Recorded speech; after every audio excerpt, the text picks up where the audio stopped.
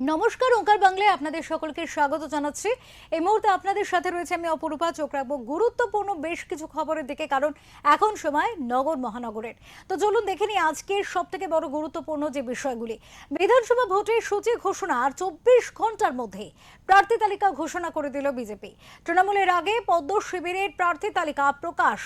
বাংলার রাজনৈতিক ইতিহাসে নজিরবিহীন 2021 সালের মেগা লড়াই এবারও দেখা যাবে বাংলায়। 21-এর বিধানসভা নির্বাচনে তৃণমূল সুপ্রিমো মমতা বন্দ্যোপাধ্যায় নন্দীগ্রামে প্রার্থী হয়েছিলেন, বিপরীতে ছিলেন বিজেপির শুভেন্দু অধিকারী। এবার মমতা বন্দ্যোপাধ্যায়ের ভবানীপুরে বিজেপি প্রার্থী হচ্ছেন শুভেন্দু। জোড়া আসনে লড়বেন বিরোধী দলনেতা। নন্দীগ্রামেও প্রার্থী তিনি। অন্যদিকে দিলীপ প্রার্থী হচ্ছেন তার পুরনো আসনে। এখনো পর্যন্ত 144 আসনে প্রার্থী তালিকা ঘোষণা করেছে গেরুয়া শিবির। কয়েকটি আসনে জয়ী বিধায়কদের ওপরেই ভরসা রেখেছে শীর্ষ নেতৃত্ব। উল্লেখযোগ্য প্রার্থীদের মধ্যে রয়েছেন আসানসোল দক্ষিণে অগ্নিমিত্রা পল, শিলিগুড়িতে শঙ্কর ঘোষ, শিবপুরে রুদ্রনীল ঘোষ, বরানগরে সজল ঘোষ।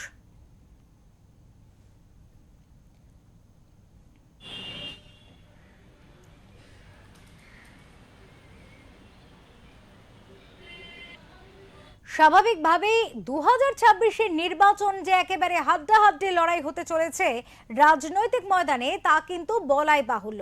বিধানসভা ভোটের সূচি ঘোষণার 24 ঘন্টার মধ্যে এবার প্রার্থী তালিকা ঘোষণা করে দিল বিজেপি।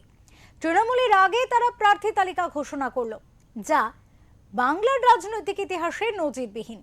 তাই বলাই যায় 2021 সালের মেগা লড়াই কিন্তু এবারও দেখা যাবে বাংলায়। এক্ষেত্রে 21-এর বিধানসভা নির্বাচনে তৃণমূল সুপ্রিমো মমতা বন্দ্যোপাধ্যায় নন্দীগ্রামে প্রার্থী হয়েছিলেন।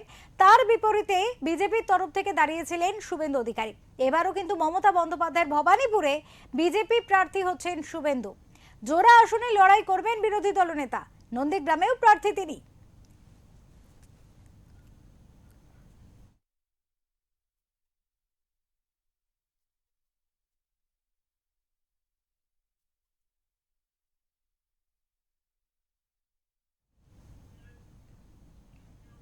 স্বাভাবিকভাবেই একেবারে নজিরবিহীন দেখা গেল এবারে 2026-এর নির্বাচনের আগে কিন্তু বলা যেতে পারে শাসক দলের আগে বিজেপি বিরোধী দল তারা কিন্তু একেবারে নামের তালিকা ঘোষণা করে দিলেন। আর এই বিষয় নিয়ে আমরা আজকের আলোচনায় যাব।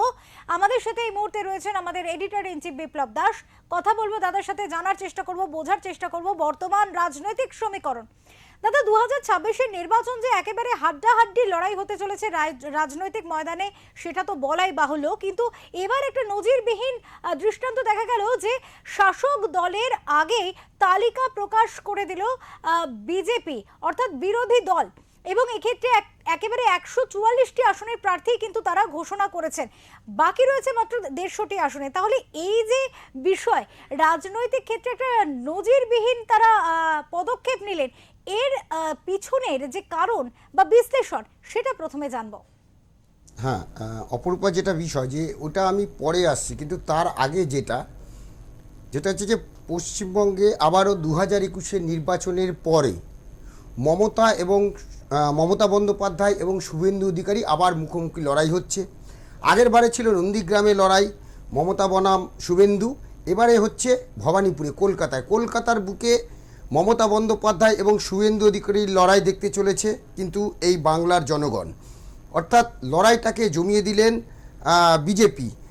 আজ প্রার্থী তালিকা ঘোষণা করে তারা কিন্তু কয়েক কদম এগিয়ে গেল বলা যায় রাজনৈতিকগতভাবে। বিশেষ করে যে সমস্ত বিজেপি কর্মীরা এখনও তারা মাঠে নামেননি, এই যে শাসক দলের আগে বিজেপি প্রার্থী তালিকা ঘোষণা করেছে, তাদের কাছে কিন্তু একটা উজ্জীবিত হওয়ার একটা ঘটনা।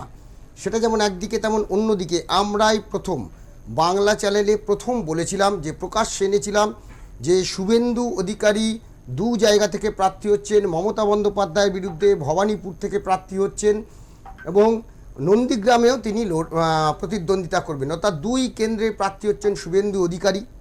এবং এইটা আমরা বলেওছিলাম গত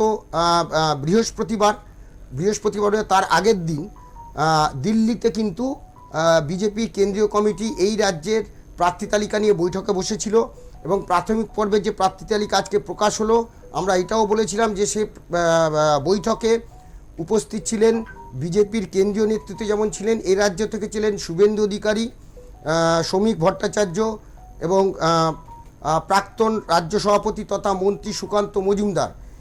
এবং সেখানেই কিন্তু মমতা বন্দ্যোপাধ্যায়ের বিরুদ্ধে ভবানীপুরে প্রার্থী হওয়ার ইচ্ছা প্রকাশ করেছিলেন শুভেন্দু অধিকারী। প্রধানমন্ত্রী নরেন্দ্র মোদী এবং স্বরাষ্ট্রমন্ত্রী অমিত শাহ শিলমোহরের অপেক্ষায় ছিল। সেই শিলমোহর পাওয়া গেছে। আমরা সেদিন বলেছিলাম যে নরেন্দ্র মোদী যে সভা করতে আসছেন করেছেন গত শনিবার 14ই মার্চ, সেই দিন অথবা সেই দিনটার পরে একদিন বা দুদিনের মধ্যে প্রার্থী তালিকা প্রকাশ হবে। আজ কিন্তু সেই প্রার্থী তালিকা প্রকাশ হয়েছে। এইবারে এই প্রথম বিজেপি একটু আগ বাড়িয়ে বোধহয় পশ্চিমবঙ্গের এই নির্বাচনে মাঠে নেমে গেল। একদম একটা গুছিয়ে কিন্তু তারা এবারে নেমেছে বিজেপি। প্রথমত এসআইআর যেমন একদিকে, এবং অন্যদিকে হচ্ছে যেভাবে প্রশাসনিক লেভেলে রদবদল হচ্ছে, নির্বাচন কমিশন করছে, নির্বাচন কমিশন এবারে এই নির্বাচন কিন্তু অন্য রকম নির্বাচন করাবে বলে তারা আশ্বাস দিয়েছে। কারণ যদি কোনো রকম রক্তপাতহীন অবাধ শান্তিপূর্ণ নির্বাচন না হয়, তাহলে কিন্তু আলটিমেটলি নির্বাচন কমিশনের ঘাড়েই কিন্তু দোষটা পড়বে যে তারা অবাধ শান্তিপূর্ণ নির্বাচন এবারে পশ্চিমবঙ্গে করাতে পারেনি।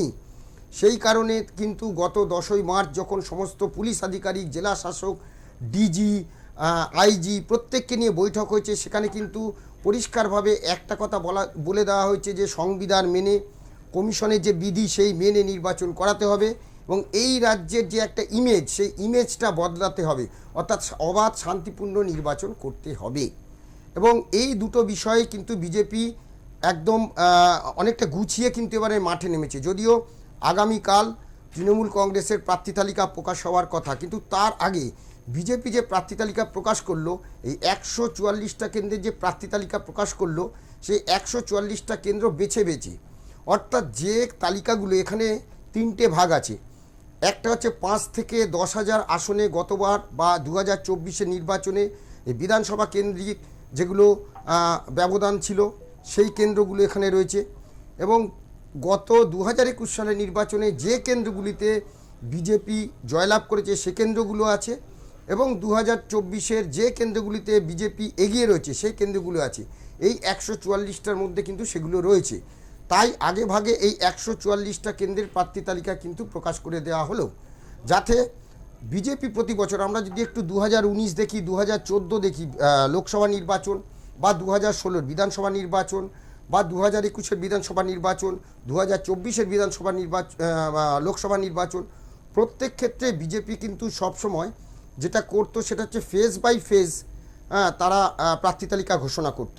এবং ফলে যেটা হতো যে বিজেপি কর্মীদের মধ্যে তারা যে মাঠে নেমে কাজ করবে বা যিনি প্রার্থী হবেন তিনিও বুঝতে পারতেন না, বা তিনিও জনসংযোগ করতে সেভাবে পারতেন না। তাই এবার আগে ভাগে কিন্তু বিজেপি এটা ঠিক করে ফেলেছে।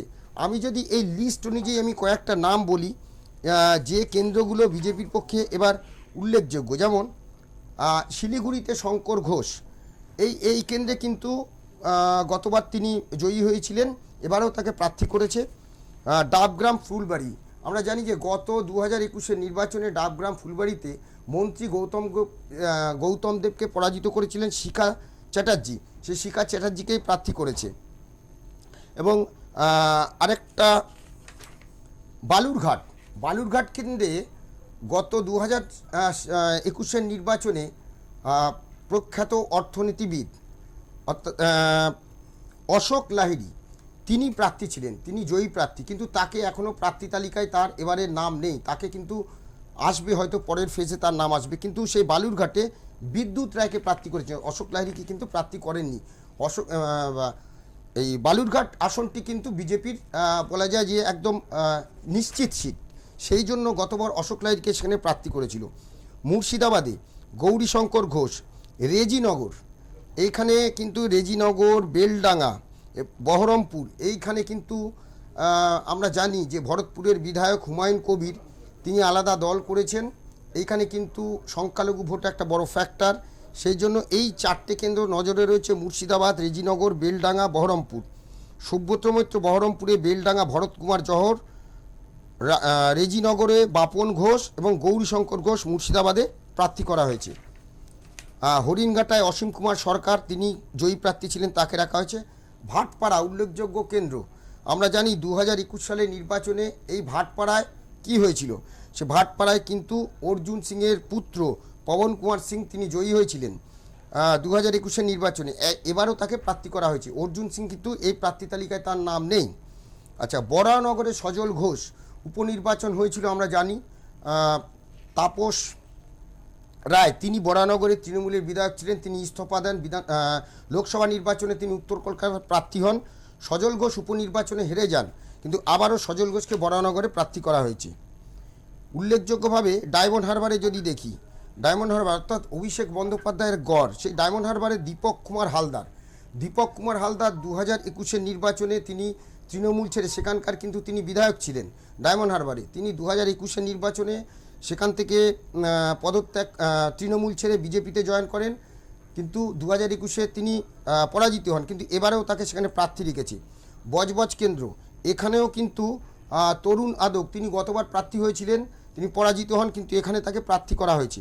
মেটিয়া বুরুজ সংখ্যালঘু অধ্যুষিত, এইখানে শ্রী বীর বাহাদুর সিংকে কিন্তু প্রার্থী করেছে। রাসবিহারী স্বপন দাশগুপ্ত প্রাক্তন সাংসদ সাংবাদিক, স্বপন দাশগুপ্ত তিনি রাজ্যসভা সাংসদ ছিলেন। গত বছর তাকে অন্য কেন্দ্রে প্রার্থী করা হয়েছিল, কিন্তু এবার রাসবিহারীর মতো কেন্দ্রে তাকে প্রার্থী করা হয়েছে, অর্থাৎ কলকাতায়। শিবপুর হাওড়া, এখানে রুদ্রনীল ঘোষকে প্রার্থী করা হয়েছে। উলুবেড়িয়া দক্ষিণ, এইটাও কিন্তু বিজেপির একটা বলা যায় পক্ষে সিট। স্বামী মঙ্গলানন্দ পুরী মহারাজ, একজন মহারাজকে এখানে প্রার্থী করেছেন। তারকেশ্বর কেন্দ্র, আমরা জানি যে সাংবাদিক সন্তু পান 2024 লোকসভা নির্বাচনে সন্দেশখালির ঘটনা নিয়ে কি হয়েছিল, সেই সন্তু পান তিনি কিছুদিন আগে বিজেপিতে জয়েন করেছেন, তাকে তারকেশ্বরে প্রার্থী করা হয়েছে।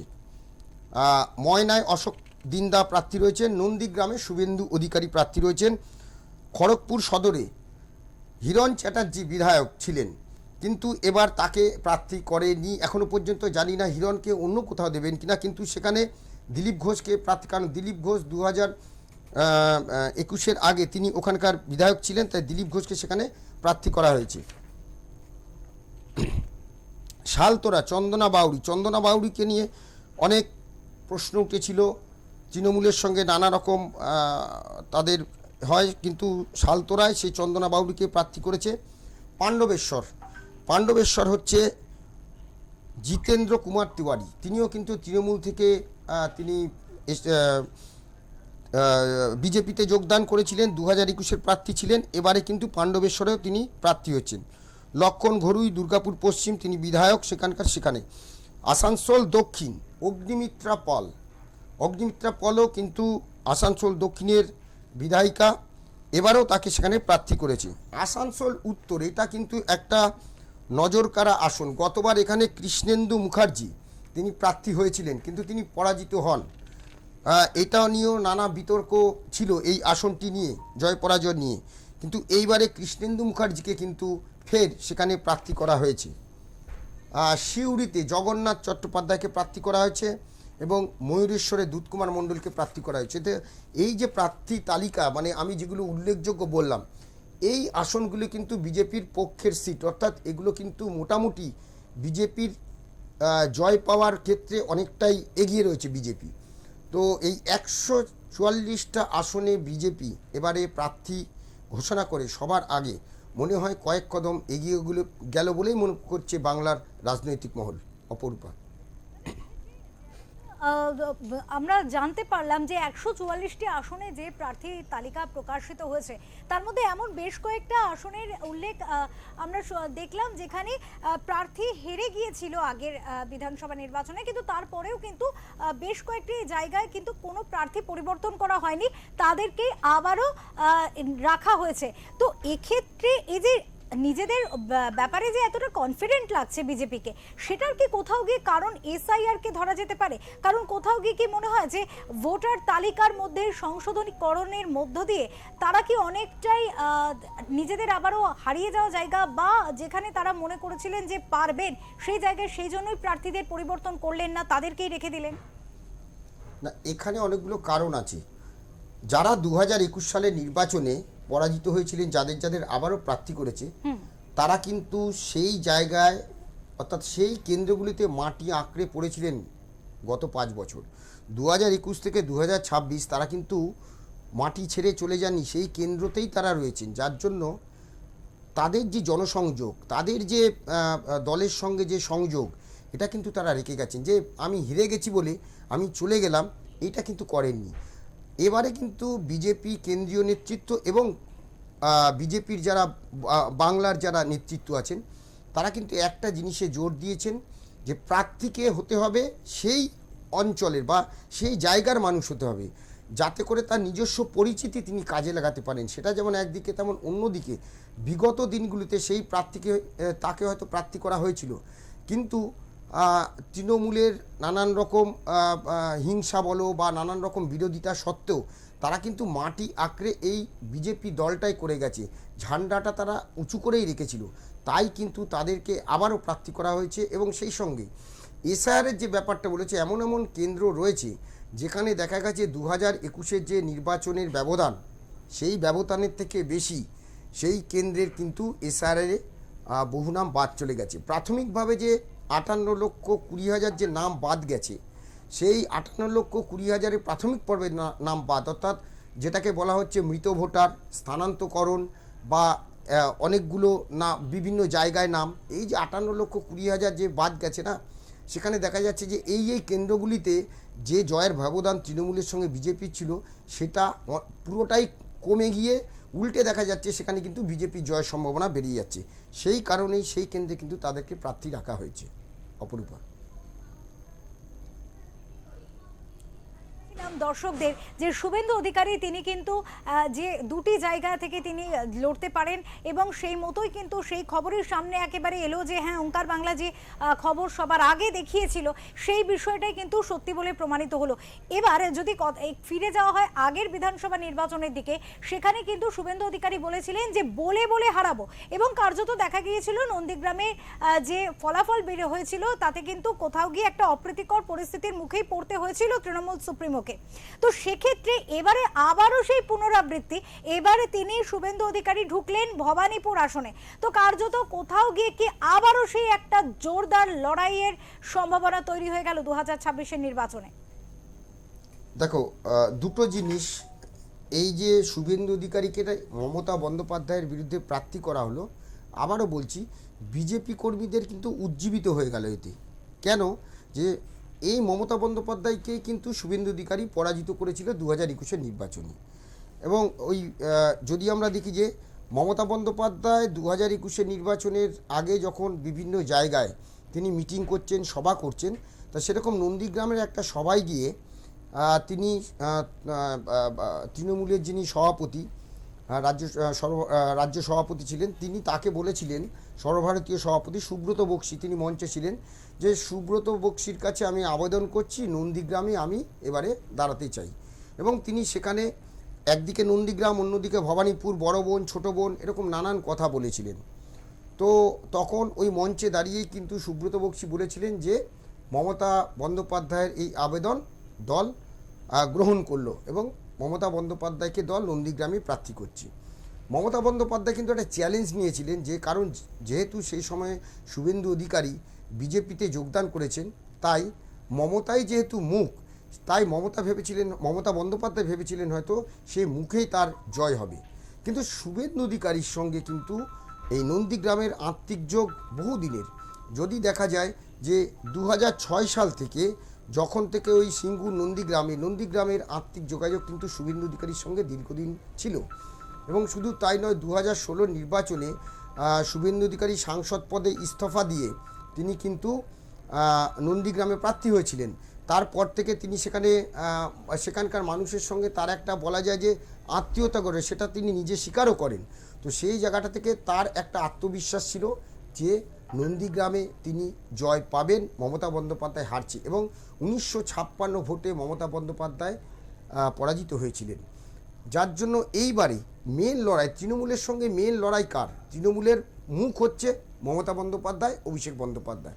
তো যদি মমতা বন্দ্যোপাধ্যায়কে বিরুদ্ধে এরকম একজন উল্টো দিকে শুভেন্দু অধিকারী বিরোধী দলনেতা তিনি যদি প্রার্থী হন, অর্থাৎ মমতা যেখানে শুভেন্দু সেখানে, এই বিষয়টা যদি নিয়ে আসা যায়, তাহলে কি হবে, একদিকে বাংলার রাজনৈতিক মহল, বাংলার মানুষ এবং বিজেপি কর্মীরা প্রত্যেকের মনেই কিন্তু একটা উজ্জীবিত তারা হবে যে হ্যাঁ, শুভেন্দু অধিকারী কিন্তু আমাদের মুখ্যমন্ত্রীর সঙ্গে তিনি টক্কর দিতে এসছেন, সেই সঙ্গে তিনি নন্দীগ্রামকেও ভুলছেন না।